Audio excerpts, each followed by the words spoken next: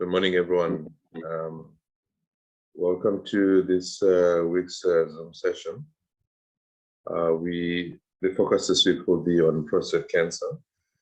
The two talks, one from Professor John Lazarus, who will be discussing the topic prostate cancer, three of the best. And the second speaker will be Dr. Justin Howlett, who will be discussing and sharing his thoughts, some evidence about high dose rate brachytherapy in prostate cancer. Prof, you can start when you're ready.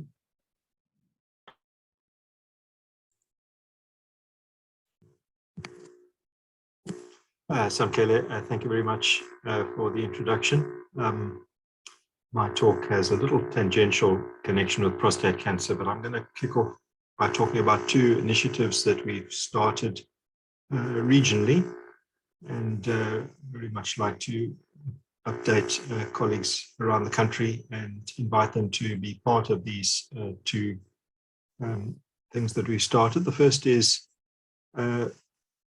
our journal, African Urology, which we established last year.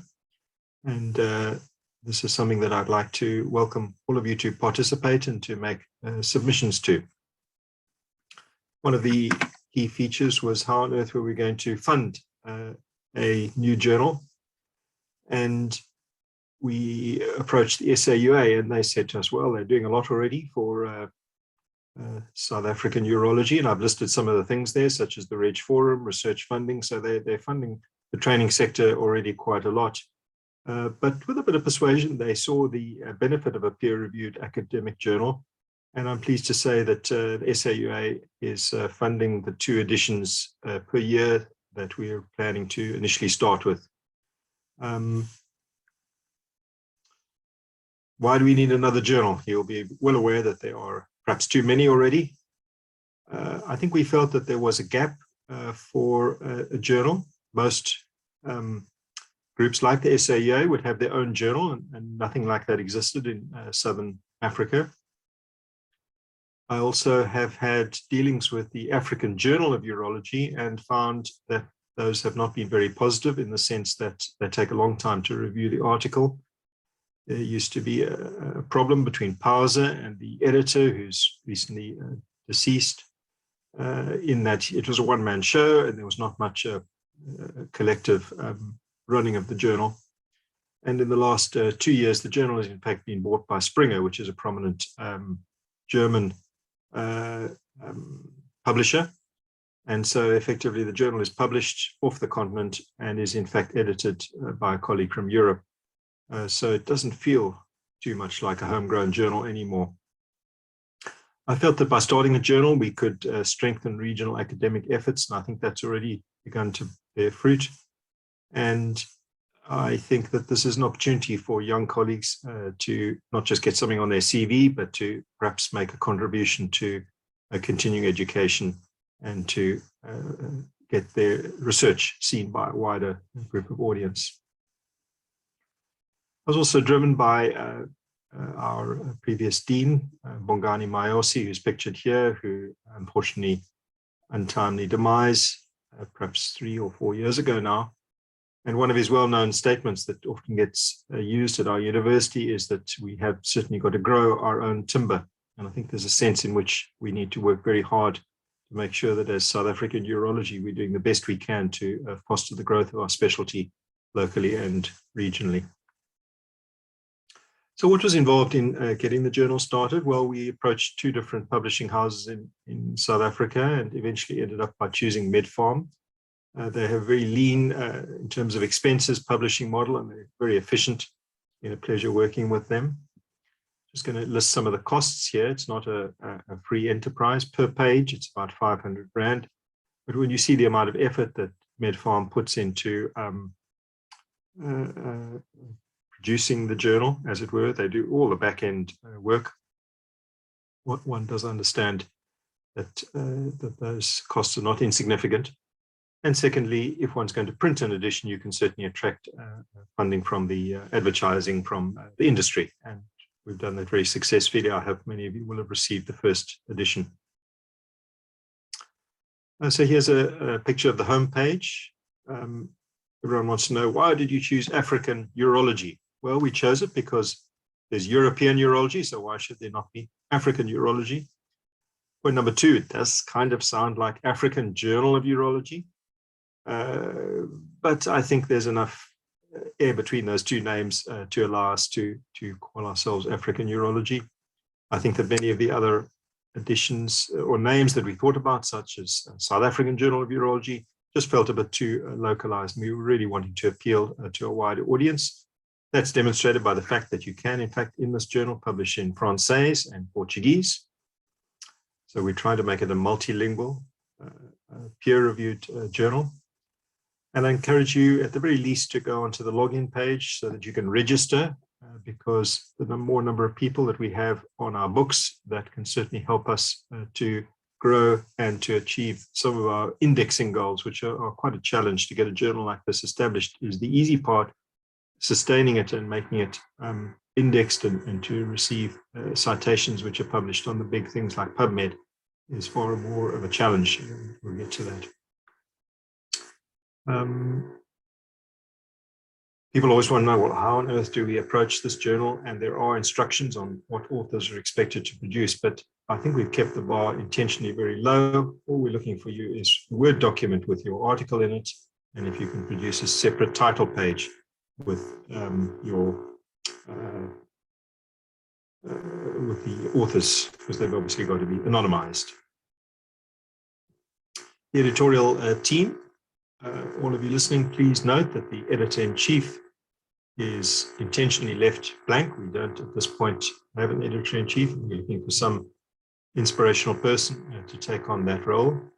But I would like you to just take a look at some of the names we've got here. We have attempted to reach out broadly across not only South Africa, but West and East Africa.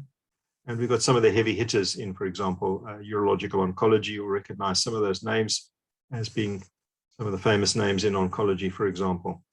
And something like endourology, for example, we're very pleased that Almik Kalpi from Durban, prominent PCNL practitioner and teacher, is on there, as well as our colleague Evans Al-Pakli from Ghana, Graham Watson from Eastbourne. Many of you will know him from the workshops. He's come and taught a lot in South Africa, made a big contribution. So I think we've got a deep and wide editorial team. We're missing you, and we're missing an editor-in-chief. So we're really looking for someone to have the energy and the drive to want to make this project a success. Through MedFarm, we're able to produce a very attractive looking publication. And I hope all of you have received it. And if you haven't, please email me and we can get a paper copy to you. The SAUA did attempt to reach everybody with at least the first edition, and through the Congress, we're hoping to present the second edition to you. So if any of you got doubts about the professionalism, I hope that will evaporate when you look at these two articles. They look just like something in Nature Reviews of Urology. It's a robust process. You've got your ORCID number there. You've got a DOI number. And you can see these are two randomly chosen papers from colleagues from the Free State talking about their management of low-risk clinically localized prostate cancer with active surveillance. So Dams, Jos Meiberg and Freddie Klaassen wrote that article, which got published. And I'm rather pleased with our own article that's presented there. It's a multi-collaborative article with anesthetists and our stoma, our ERAS sister.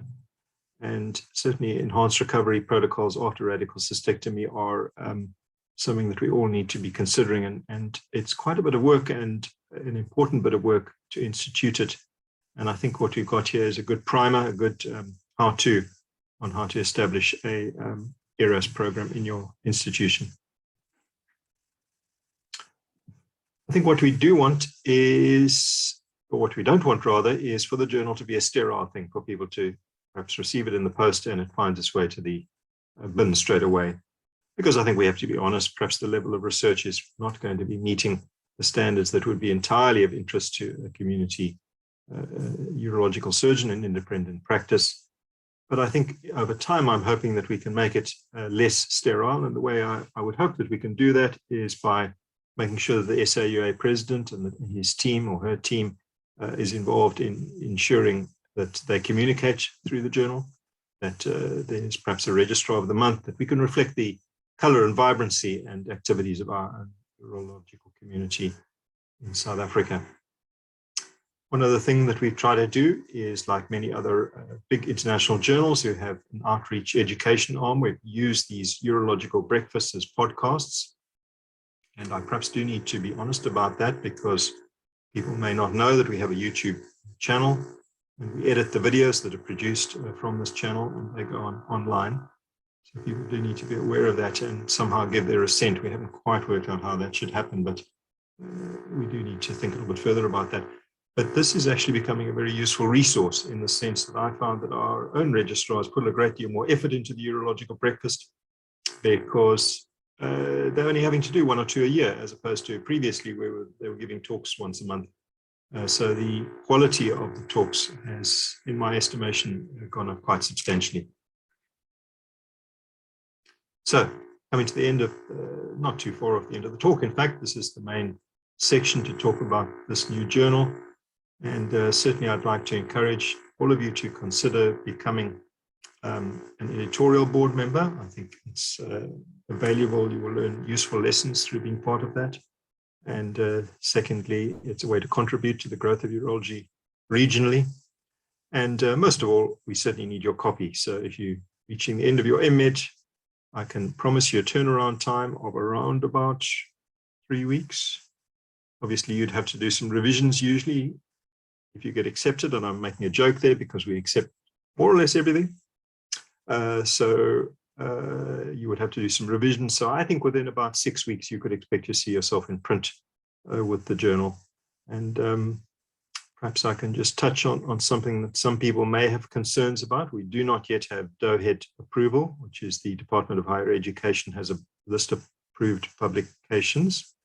And the reason we don't have that is because it takes 3 years of consistent publishing to achieve that. So we're going to work and get there at some point.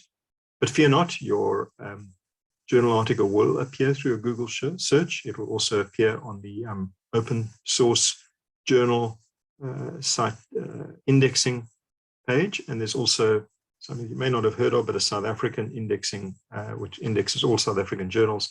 And that's a further avenue that at this stage we've already got indexing for. So we're working hard at that side of it. It's obviously important for people publishing that they're getting sufficient recognition. And I think we've done a good initial job of starting that process.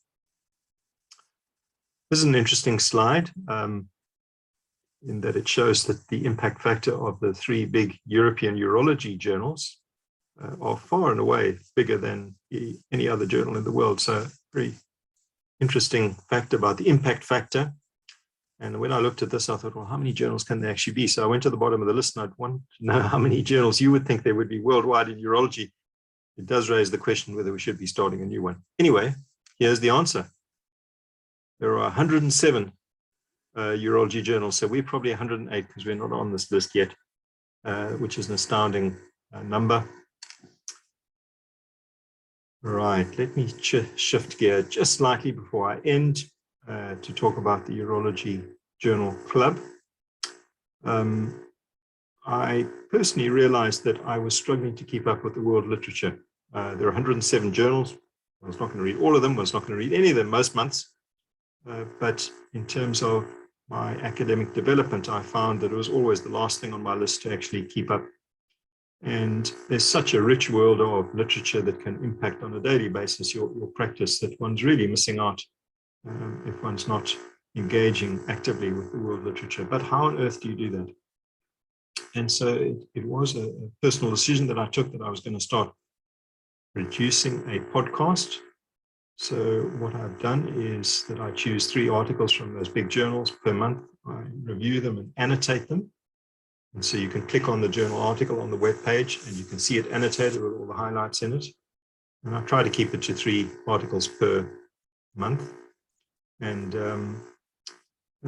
I then give a little podcast or commentary on the articles. And I think personally this has been a very useful exercise. It's astounding how I've been able to dramatically improve where I'm at in terms of being able to teach and keep up to date. And I would encourage you to subscribe. It's very easy. You just put your email address in there and you become part of the subscriber. I'm not going to hassle people, but again, it's a way to build the website, and perhaps you could occasionally look at the website and then listen to 3 in a row. I try to keep it concise. People's time is precious. So I try to keep it to around 5 minutes, which is hardly a big cost to say that you're keeping up with the world literature. There's the website name. And I don't know if this is going to work, Sam, but I did just try and play the beginning of one thing, so you can perhaps say, definitely this is not for me. But this was our February podcast. Before I come there, just to say that I think it has the tendency to be a little bit sterile, what you're about to hear, but I think there is a way of growing this podcast. It'd be lovely to have a co-host, a collaborator, someone who felt passionate about this and wanted to be part of the thing, so there could at least be a dialogue, but we're not quite there yet. Anyway, let's see if this works. Sam, if you can't hear anything, please let me know, and then I can just move on. I'm not going to listen to all of it. It is a 5-minute thing, but I just want to get you a feel for how it's presented. Welcome to the February Urology Journal Club podcast. This month we focus unapologetically on prostate cancer. I say unapologetically because there are a number of papers which are definitely going to be practice-changing that have come out this month. The first we're going to consider is a letter written by a number of influential people from the United States who are criticizing the National Comprehensive Cancer Network's prostate cancer guidelines because the 2022 edition has dropped the preferred description for active surveillance for low-risk prostate cancer. You might recall in the January podcast, we discussed Larry Klotz's article about active surveillance and made the point that in 2018 it became the preferred option both for the EAU and the AUA guidelines. It's a little unsure why this change has been prompted. It doesn't appear, according to the authors, to be any new data that could be considered to have prompted this change. It's also worth noting that preferred doesn't imply that surgery or radiation cannot be offered to perhaps younger men, those who've got high volume disease or extensive family history of lethal prostate cancer. So again, it is a mystery why this change has been prompted. It's also worthwhile noting that internationally active surveillance for low-risk disease has been on the rise, but it lags well behind what would be hoped for in many countries. For example, Sweden has a rate of around 80%, whereas the United States, it ranges, depending where you are, between 10 and 50%. The authors of the letter emphasize the importance of remembering the PIVOT trial particularly, which compared immediate treatment to watchful waiting, far less intensive for watchful waiting than contemporary active surveillance protocols. And in the low-risk cancer, there was no benefit to treatment. Thank you very much. I think I won't go on there, but you get an idea. That's just the first of 3 papers that we considered there. Again, I think this podcast has value for somebody who's trying to keep up, and perhaps to mention to colleagues who are approaching the exams that many of the written questions, not many, some of the written questions can come from big review articles in the journals. So if you were to listen to the podcast, it certainly would keep it a little bit more up to date with what's being written. Samkele, thank you very much. I'm coming to the end of the talk now. I hope that I've given a nice introduction and encouraged colleagues to submit to African Urology to potentially consider becoming a editorial team member, and hopefully introduce the concept of the podcast, the Journal Club podcast. So I think I'm going to end it there and see if anyone has any questions. Thank you.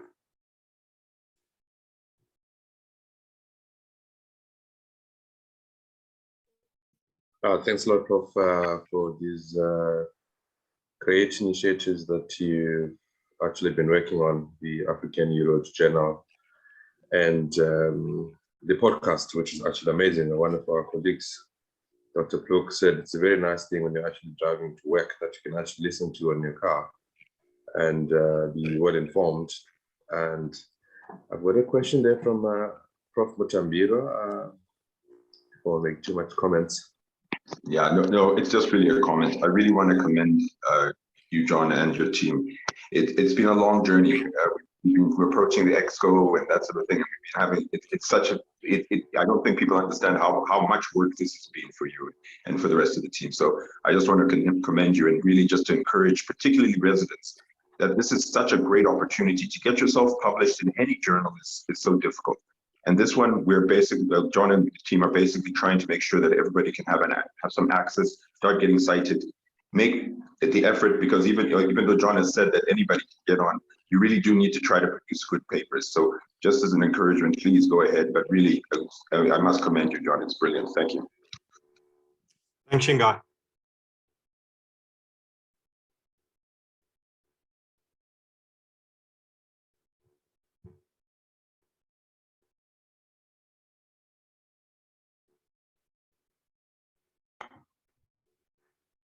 Yeah, doesn't look like there's any more questions.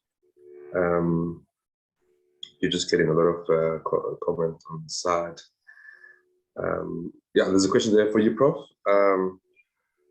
So they just want to find out if there are recordings of the Friday meetings on the site. I think I'm going to let you answer that.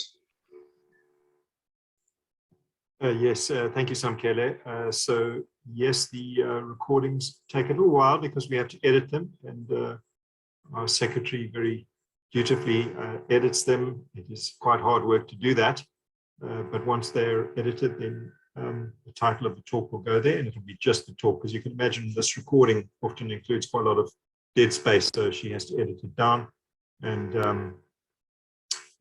perhaps within 4 weeks, shall we say, the talk should be up on the website. You could probably find it by searching for it. Alternatively, I think I'm going to ask Shanae perhaps to include in the next invite the link so that you know where to go. Is there a cost involved, Prof, in submission?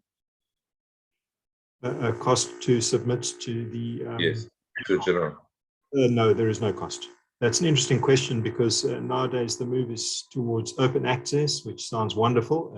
It implies that all your colleagues can read it, but the only financial model that can allow open access is a funded model. So you think you're getting something for free, it's a great thing, open access, but journals can often charge you up to $500 US to go open access. So it's free.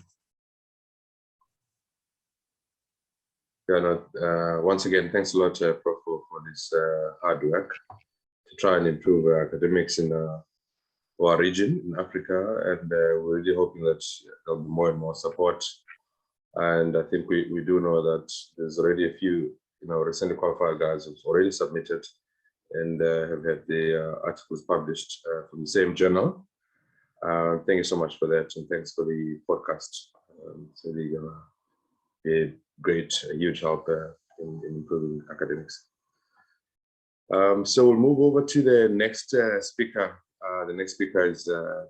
Justin Howlett, one of our senior colleagues.